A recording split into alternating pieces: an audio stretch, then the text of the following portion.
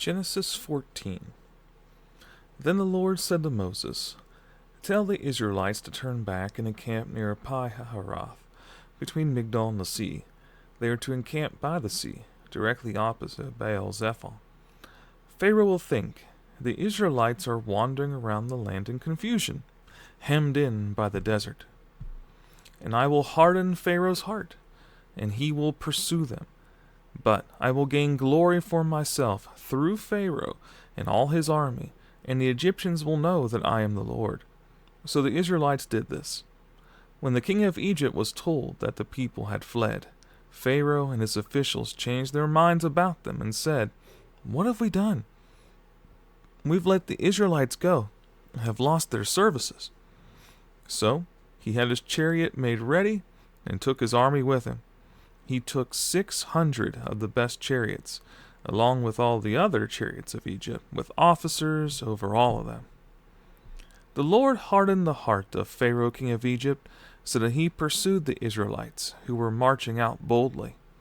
The Egyptians, all Pharaoh's horses and chariots, horsemen and troops, pursued the Israelites, and overtook them as they encamped by the sea near Pi-hahiroth, opposite Baal-zephon. As Pharaoh approached, the Israelites looked up, and there were the Egyptians marching after them. They were terrified and cried out to the Lord.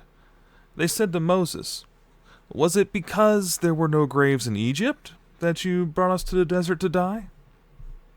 What have you done to us by bringing us out of Egypt? Didn't we say to you in Egypt, Leave us alone, let us serve the Egyptians? It would have been better for us to serve the Egyptians than to die in the desert. Moses answered the people, Do not be afraid. Stand firm, and you will see the deliverance the Lord will bring you today. The Egyptians you see today, you will never see again. The Lord will fight for you. You need only to be still. Then the Lord said to Moses, Why are you crying out to me? Tell the Israelites to move on.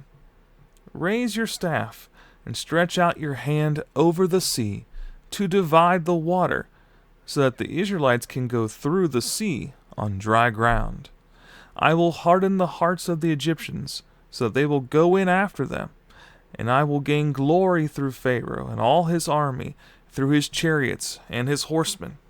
The Egyptians will know that I am the Lord, when I gain glory through Pharaoh, his chariots, and his horsemen. Then the angel of God, who had been traveling in front of Israel's army, withdrew, went behind them. The pillar of cloud also moved from in front and stood behind them, coming between the armies of Egypt and Israel. Throughout the night, the cloud brought darkness to the one side and light to the other side, so neither went near the other all night long. Then Moses stretched out his hand over the sea, and all that night the Lord drove the sea back with a strong east wind, and turned it into dry land. The waters were divided, and the Israelites went through the sea on dry ground, and a wall of water on their right, with a wall of water on their right and on their left. The Egyptians pursued them, and all Pharaoh's horses and chariots and horsemen followed them into the sea. During the last watch of the night, the Lord looked down from the pillar of fire and cloud at the Egyptian army and threw it into confusion. He made the wheels of their chariots come off, so that they had difficulty driving. And the Egyptians said, Let's get away from the Israelites. The Lord is fighting for them against Egypt. Then the Lord said to Moses, Stretch out your hand over the sea, so that the waters may flow back over the Egyptians and their chariots and horsemen. Moses stretched out his hand over the sea, and at daybreak the sea went back to its place. The Egyptians were fleeing toward it, and the Lord swept them into the sea. The water flowed back and covered the chariots and horsemen. The entire army of Pharaoh that had followed the Israelites into the sea. Not one of them survived. But the Israelites went through the sea on dry ground, with a wall of water on their right and on their left. That day the Lord saved Israel from the hands of the Egyptians, and Israel saw the Egyptians lying dead on the shore. And when the Israelites saw the great power the Lord displayed against the Egyptians, the people feared the Lord, put their trust in him, and in Moses his servant. Then Moses and the Israelites sang this song to the Lord. I will sing to the Lord, for he is highly exalted. The horse and its rider he has hurled into the sea. The Lord is my strength and my song. He has become my salvation. He is my God, and I will praise him, my father's God, and I will exalt him. The Lord is a warrior. The Lord is his name. Pharaoh's chariots and his army he has hurled into the sea.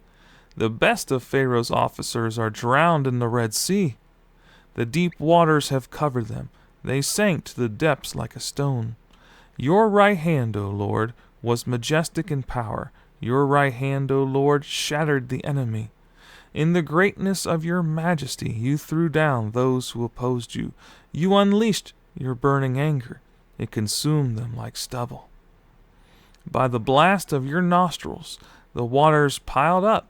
The surging waters stood firm like a wall. The deep waters congealed in the heart of the sea.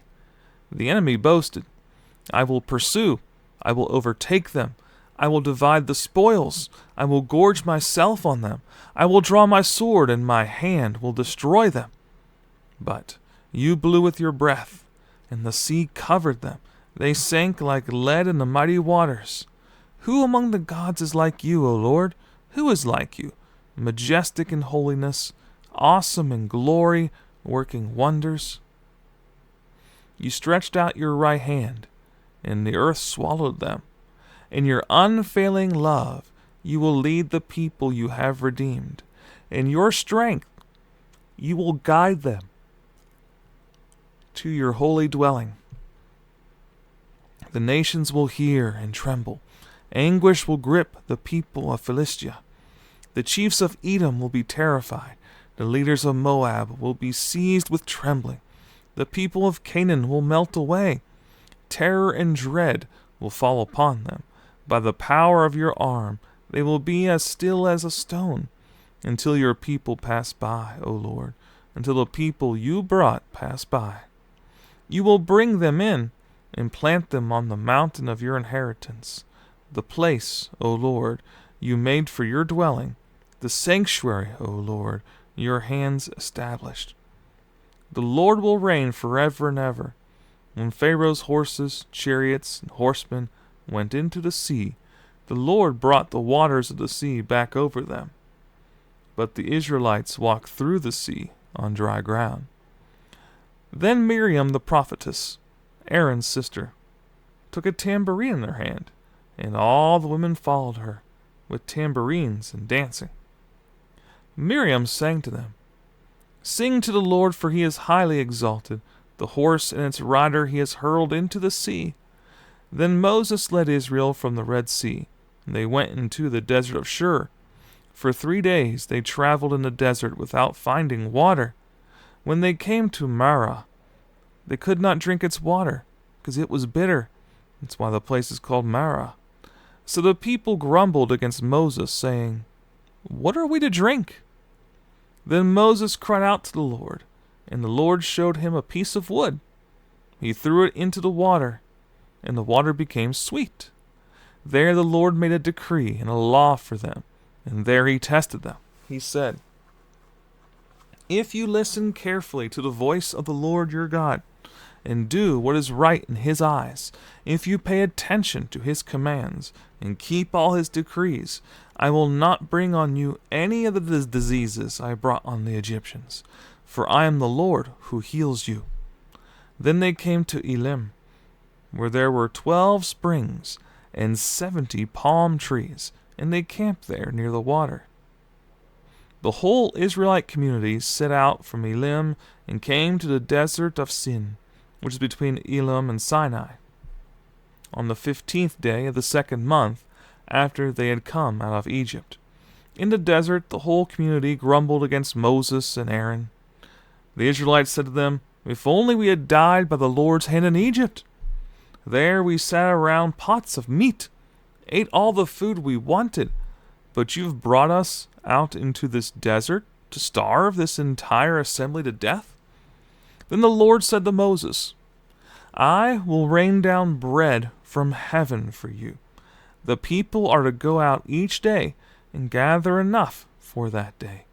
In this way I will test them and see whether they will follow my instructions. On the 6th day, they are to prepare what they bring in, and that is to be twice as much as they gather on the other days." So Moses and Aaron said to all the Israelites, "In the evening you will know that it was the Lord who brought you out of Egypt.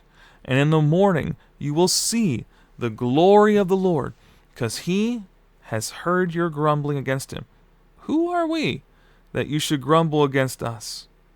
Moses also said, "You will know that it was the Lord when he gives you meat to eat in the evening and all the bread you want in the morning, because he has heard your grumbling against him. Who are we? You are not grumbling against us, but against the Lord." Then Moses told Aaron, "Say to the entire Israelite community, 'Come before the Lord, for he has heard your grumbling.'"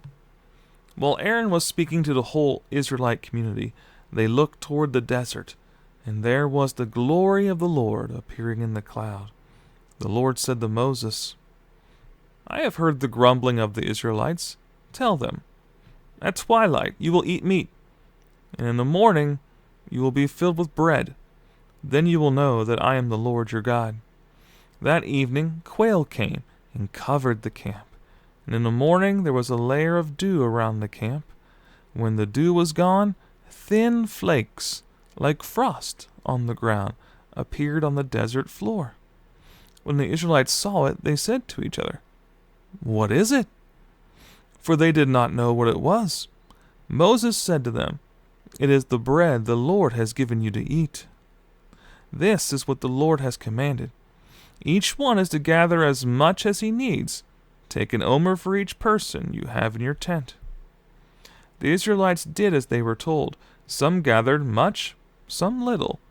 And when they measured it by the omer, he who gathered much did not have too much. He who gathered little did not have too little. Each one gathered as much as he needed. Then Moses said to them, "No one is to keep any of it until morning." However, some of them paid no attention to Moses. They kept part of it until morning, but it was full of maggots and began to smell. So Moses was angry with them. Each morning, everyone gathered as much as he needed, and when the sun grew hot, it melted away. On the 6th day, they gathered twice as much, 2 omers for each person, and the leaders of the community came and reported this to Moses. He said to them, "This is what the Lord commanded. Tomorrow is to be a day of rest, a holy Sabbath to the Lord. So bake what you want to bake, and boil what you want to boil. Save whatever is left, keep it until morning." So they saved it until morning as Moses commanded, and it did not stink or get maggots in it. "Eat it today," Moses said, "because today is a Sabbath to the Lord. You will not find any of it on the ground today. 6 days you are to gather it, but on the 7th day, the Sabbath, there will not be any." Nevertheless, some of the people went out on the 7th day to gather it, but they found none. Then the Lord said to Moses, "How long will you refuse to keep my commands and my instructions? Bear in mind that the Lord has given you the Sabbath. That is why on the 6th day he gives you bread for 2 days. Everyone wants to stay where he is on the 7th day. No one wants to go out." So the people rested on the 7th day. The people of Israel called the bread manna. It was white, like coriander seed, and tasted like wafers made of honey. Moses said, "This is what the Lord has commanded. Take an omer of manna, keep it for generations to come, so they can see the bread I gave you to eat in the desert when I brought you out of Egypt." So Moses said to Aaron, "Take a jar, Put an omer of manna in it, then place it before the Lord to be kept for the generations to come. As the Lord commanded Moses, Aaron put the manna in front of the testimony, that it might be kept. The Israelites ate manna 40 years, until they came to a land that was settled. They ate manna until they reached the border of Canaan. An omer is 1/10 of an ephah.